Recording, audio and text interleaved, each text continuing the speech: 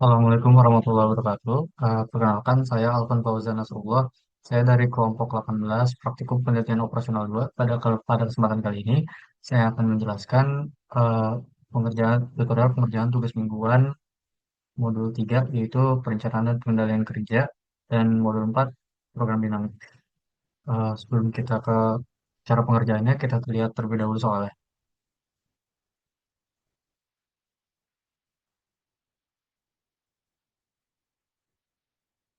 Oke. Di soal pertama ini, eh, masuk ke bagian program dinamik. Soalnya UMKM Tahu Bandung Sutra di Cilegon akan mengirimkan tahu dari pabrik menuju pedagang keliling sebagai tujuan akhir. Tentukan jalur distribusi yang paling optimal agar biaya transportasi dapat diminimalkan dengan menggunakan metode forward pass. Oke, kita langsung ke Microsoft Excel. Oke, di Microsoft Excel ini kita juga udah masukin soal tadi, di mana kan kita ingin menyelesaikan program dinamik di mana menentukan jalur distribusi yang paling optimal agar biaya transportasi dapat diminimalkan dengan menggunakan metode forward pass. Oke, jadi di bagian eh, soal ini kan, dari model kan dilihat ada tiga stage, stage satu, stage 2, dan stage 3. Jadi kita buat pengerjaannya stage satu, stage 2, dan stage 3. Karena menggunakan metode forward pass, maka kita akan mulai dari sini. Oke, di stage satu ini kan terlihat dari pabrik itu sebagai startnya akan ke kota satu atau kota dua. Sini kita bisa masukkan ada kota satu dan kota dua. Nah, setelah itu kita bisa masukkan eh, apa nilainya, value-nya dari pabrik ke kota satu itu 15, dari pabrik ke kota dua itu 20. Nah, di sini kita ingin mencari minimalnya. Maka kita masukkan rumus min.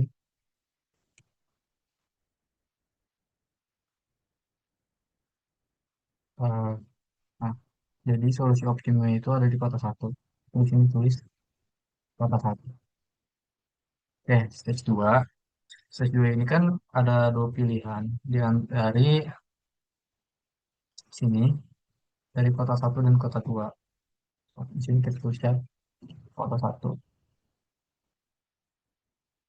kota dua. Nah, di sini tujuan yang bisa ke kota tiga ataupun kota empat dari kedua kota ini. Kalau kita tulis di sini kota tiga, ini kota empat.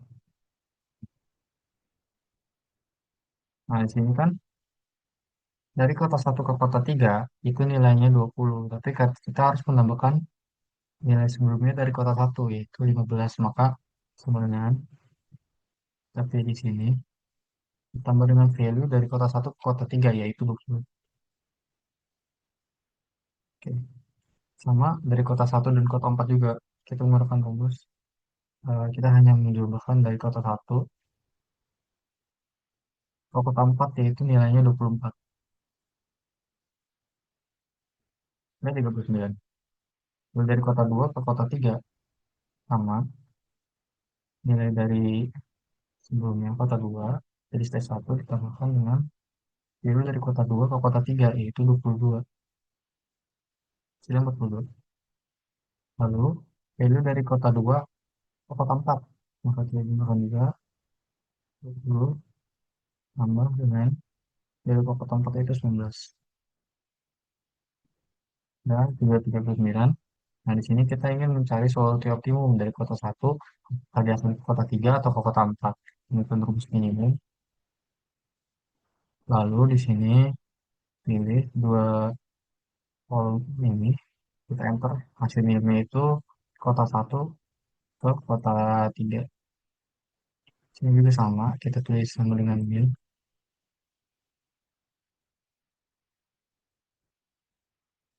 Hasilnya 39. Nah, dari kota satu itu optimumnya ke kota 3.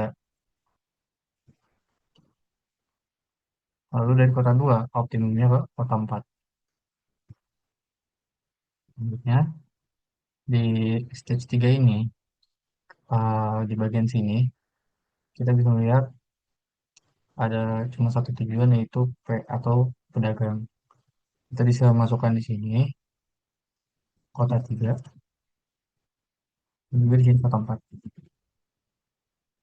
Nah, kita masukkan nilainya yaitu penjumlahan dari nilai sebelumnya dari kota 3 itu 35 ditambah dengan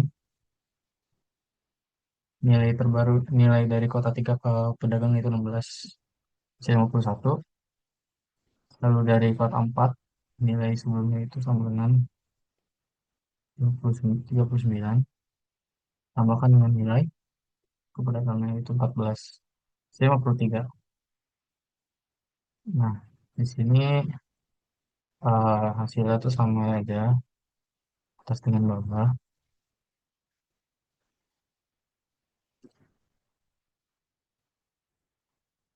Nah, karena dua-duanya udah menuju ke pedagang, kita tulis aja di sini pedagang.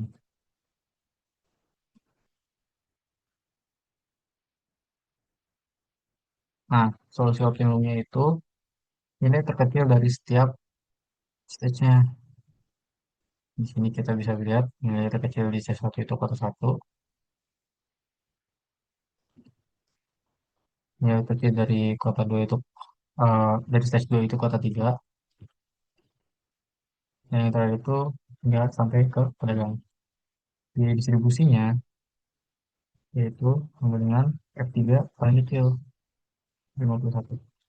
Nah, itu eh, cara pengerjaan dari nomor satu. Kita lihat soal selanjutnya. Jadi nomor 2 ini, sebuah perusahaan logistik sedang membangun gudang distribusi terpadu dengan tujuan meningkatkan kecepatan dan efisiensi pengiriman barang ke pelanggan. Proyek pembangunan gudang ini terdiri dari beberapa aktivitas yang saling bergantung dan harus dikelola dengan baik agar tidak terjadi keterlambatan. Oleh karena itu, manajer proyek ingin menentukan jalur kritis proyek menggunakan metode critical path method agar proyek dapat diselesaikan tepat waktu. Eh, ini ada daftar aktivitas proyeknya. Lalu di sini perintahnya itu menentukan jalur kritis proyek menggunakan metode CPM dan menghitung waktu total penyelesaian proyek. Oke, jadi pertama ini kita akan menggunakan software RStudio. Ini saya udah copy, saya udah tulis ulang sintaksnya. Jadi di sini ada yang pertama itu kita harus mengeload library atau iGraph. Running. Nah, lalu di sini mendefinisikan aktivitas proyek dengan durasi diferensi yaitu eh, aktivitas dari setiap proyeknya dan durasi dari setiap aktivitasnya. Sudah dimasukkan datanya. Nah, lalu definisinya di mana kita memasukkan setiap aktivitas dan setiap predesesornya atau aktivitas pendahulunya. Kita run. Lalu di sini ada membuat grafik dari setiap referensi. Ini bisa kita run. Lalu menentukan jalur kritis berdasarkan jalur panjangnya. Jadi kita menentukan setiap kemungkinan jalurnya dari aktivitas A hingga aktivitas I atau aktivitas terakhir. Kita running. Nah, lalu menghitung durasi untuk setiap jalur. Ya, sudah dihitung. Nah, di sini menentukan jalur kritisnya. Kita bisa running. Nah, setelah itu, menampilkan grafik jalur kritis.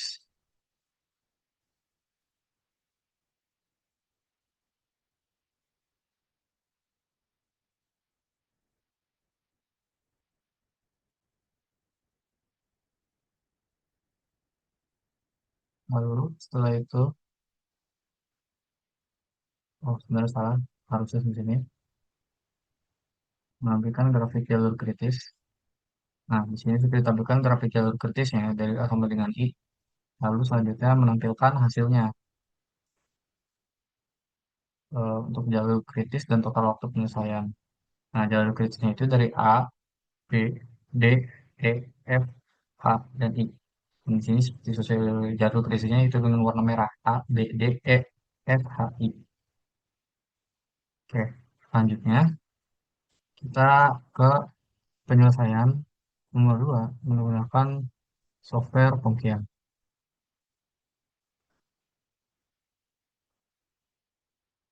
Oke, karena di sini kita menggunakan CPM, kita di sini pilih dengan Project Management Pack, lalu kita pilih Single Time Estimate. Lalu kita bisa tulis soal 2. Lupa. Itu number activity-nya itu ini bisa kita tulis lagi. Sound dari A, B, C, D, E, F, G, H, I, E ada 9.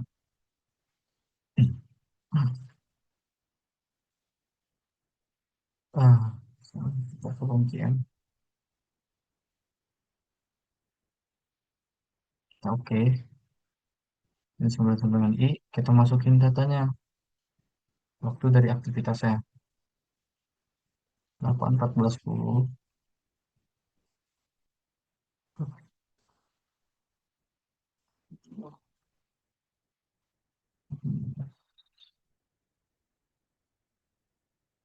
22, 16, 14.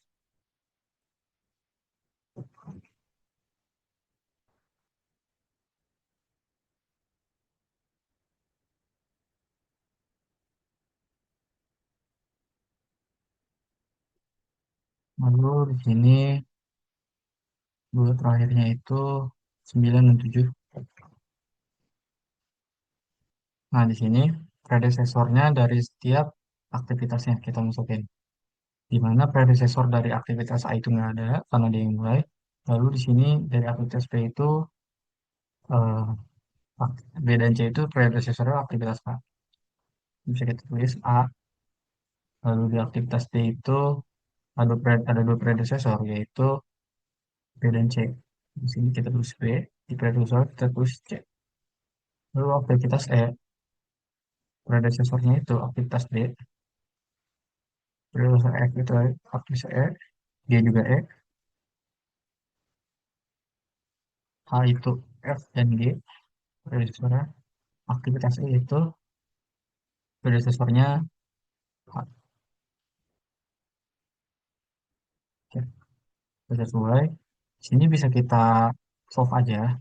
Nah, di sini akan terlihat hasilnya itu sama dengan software sebelumnya, itu 94 hari. Di sini juga itu bisa lihat chartnya, di mana kurang lebih bentuk dari si grafiknya itu sama, jalur kritisnya juga sama, dari A, B, D, E, F, H, I. Bisa kita lihat juga sama, A, B, D, E, L, B, D, E, F, H, I. Oke, eh, setelah itu kita ke soal nomor 3. Soal nomor 3 ini kan sebuah perusahaan startup sedang mengembangkan aplikasi e-commerce baru untuk memperluas jangkauan pasar dan meningkatkan layanan kepada pelanggan. Proyek ini memiliki tingkat ketidakpastian waktu yang cukup tinggi karena melibatkan pengembangan teknologi dan kebutuhan pengguna yang dinamis. Oleh sebab itu, manajer proyek menggunakan metode Program Evaluation and Review Technique atau PRT untuk memperkirakan waktu penyelesaian proyek. Di sini ada tabelnya. Lalu perintahnya itu menentukan jalur kritis proyek menggunakan metode PRT. Hitung perkiraan waktu penyelesaian proyek. Oke, di sini kita ke software pertama yaitu RStudio. Nah, di sini kan eh, pertama kan kita udah ini, di sini udah ada keterangan tadi di tabel sebelumnya, activitiesnya. Nah, di activities itu ada keterangan eh, waktu optimis, paling mungkin, dan juga pesimis. Dimana kita masukkan ke codingannya, data aktivitas proyek dan dengan estimasi waktunya. Mulai dari A sampai dengan H. Jadi ini dari ada waktu optimis, paling mungkin, dan juga pesimis. Di sini kita run aja. Setelah itu, setelah kita run, kita menghitung waktu ekspektasi menggunakan rumus PRT. Di sini aktivitas rumus itu ini, aktivitas aktivitas optimis dan aktivitas paling mungkin eh, dan aktivitas pesimis. Ini kita run. Lalu definisi hubungan antar aktivitas, yaitu hubungan A, B, dari B itu harus ke C, dari B itu ke D, dan seterusnya. Ini bisa kita run.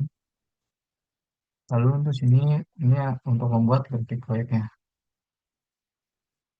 Nah, setelah itu menentukan semua jalur dari awal sampai akhir.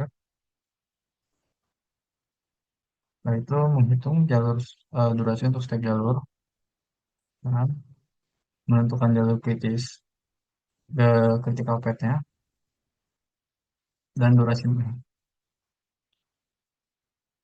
Lalu di sini untuk menampilkan grafik jalur kritisnya. Oke, di sini dapat dilihat grafiknya yaitu eh, dari A, B, C, E, F, G, H. Lalu untuk menampilkan hasilnya, yaitu untuk mengetahui jalur kritisnya dan juga total waktu penyelesaiannya. Oke. Jalur kritis proyek itu sama dengan yang sudah divisualisasi yaitu A, B, C, E, F, G, H. Dengan waktu penyelesaian proyeknya itu 80,83 hari atau 80,82 hari. Oke. Setelah itu, kita ke step selanjutnya menggunakan PubGM. Kita ke file, new, eh, kita menggunakan sekarang triple time estimate. Kita tidak aja. Number of activity, title-nya itu kita bisa tulis di sini soal 3 dan juga new. Activities itu kurang satu dari yang tadi, jadi itu ada 8. Lalu kita oke. Nah, aktivitasnya itu kan ada optimistic time, time slightly, dan juga pessimistic. Ini bisa kita tulis.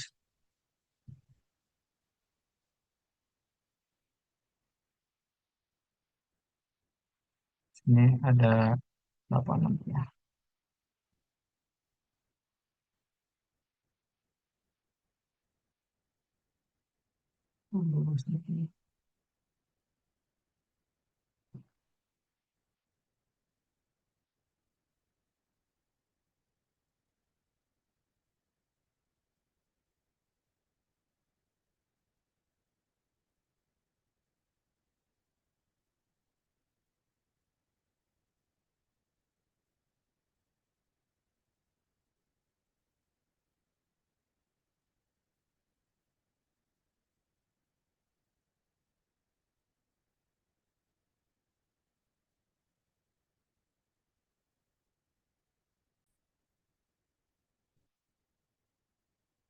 Oke, ini udah kita isi semua dengan data-data yang ada di tabel.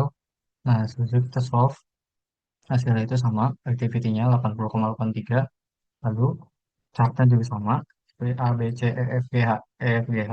Oke, ini sekian dari saya. Kurang dan lebihnya mohon maaf. Assalamualaikum warahmatullahi wabarakatuh.